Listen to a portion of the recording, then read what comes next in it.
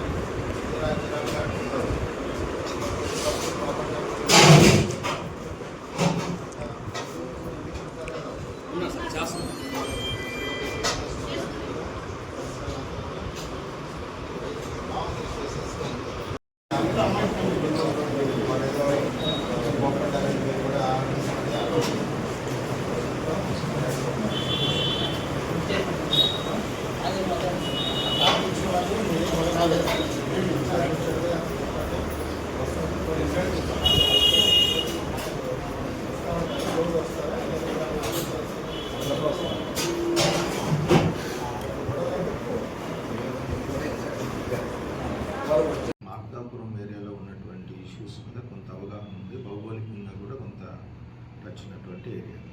ముఖ్యంగా రెవెన్యూ మార్కాపురం జిల్లాలో ప్రభుత్వం ఏదైతే రెవెన్యూ పరంగా తీసుకొచ్చినటువంటి సంస్కరణలు ఏవైతే ఉన్నాయో వాటిని దృష్టిలో పెట్టుకొని వేగవంతమైనటువంటి క్వాలిటేటివ్ డిస్పోజల్ రెవెన్యూ ఇష్యూస్ మీద ఇవ్వాలని గౌరవ కలెక్టర్ గారు, నేను, మా రెవెన్యూ యంత్రాంగాన్ని అంతా కూడా కృషి చేసుకుంటూ ముందుకు తీసుకెళ్తున్నాము.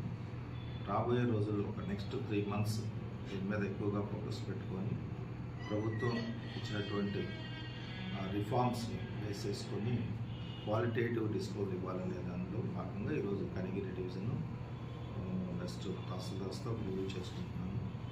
ఇక్కడ రెవెన్యూ ఇష్యూస్ ముఖ్యంగా ఏమేమి ఉన్నాయి, వాటి మీద ఇంతకుముందు గతంలో ఎలా మనము రెస్పాండ్ అయ్యాము, ఇప్పుడు నూతనంగా వచ్చినటువంటి గైడ్లైన్స్ ప్రకారం ఎలా వాటిని డిస్పోజ్ చేసుకోవాలనే దాని మీద మనం మాట్లాడటం. ప్రజలు కూడా ఇప్పుడు రెవెన్యూ పరంగా వచ్చేటప్పటికి ప్రతి సోమవారం గ్రీవెన్సెస్ పీజీఆర్ఎస్లో భాగంగా రెవెన్యూ క్లినిక్ అనేది ఒకటి మనం కండక్ట్ చేస్తున్నాం. కాబట్టి ప్రజలు కూడా మీకు సంబంధించినటువంటి ఇష్యూస్ ఏదైనా సెటిల్మెంట్, కొన్ని మేము అదే రోజు స్పాట్లోనే డెసిషన్స్ తీసుకుంటాం, కొన్ని ఏమో కొంత టైం తీసుకొని డెసిషన్స్ తీసుకోవడానికి అవకాశం ఉంటాయి, కొన్ని ఏమో క్రానిక్ ఇష్యూస్ ఉంటాయి. క్రానిక్ అంటే లైక్ కోర్టు కేసెస్ లేదా ఫ్యామిలీ డిస్ప్యూట్స్, సివిల్ డిస్ప్యూట్స్, తర్వాత మరి కోర్టులు, డిఫరెంట్ కోర్టులు అంటే సబ్ కలెక్టర్, ఆర్డీఓ కోర్టు, జేసీ కోర్టు, కలెక్టర్ గారి దగ్గర ఇట్లా ఉన్న ఇష్యూస్ మాత్రం కొంత టైం టేకింగ్ ఉంటుంది కదా, మిగతా అన్నీ కూడా డిస్పోజ్ చేయడానికి అవకాశం ఉంటుంది. ప్రజలు కూడా మీరు రెవెన్యూ క్లినిక్కి వచ్చినా, పీజీఆర్ఎస్కి వచ్చినా, మీకు సంబంధించినటువంటి ల్యాండ్ డిస్ప్యూట్కి సంబంధించి ఏదైనా ఇష్యూ ఉంటే దానికి ఎవిడెన్సెస్ కూడా మీరు మీ దగ్గర ఏవైతే అవైలబిలిటీ ఉన్నాయో ఎవిడెన్సెస్ కూడా తీసుకురాగలిగితే అక్కడే మనం క్విక్ డిస్పోజల్ తీసుకోవడానికి అవకాశం ఉంటుంది. ఎందుకంటే విఆర్ఓ ఉంటారు, తహసీల్దార్ ఉంటారు, ఎంటైర్ రెవెన్యూ మిషనరీ ఉంటుంది.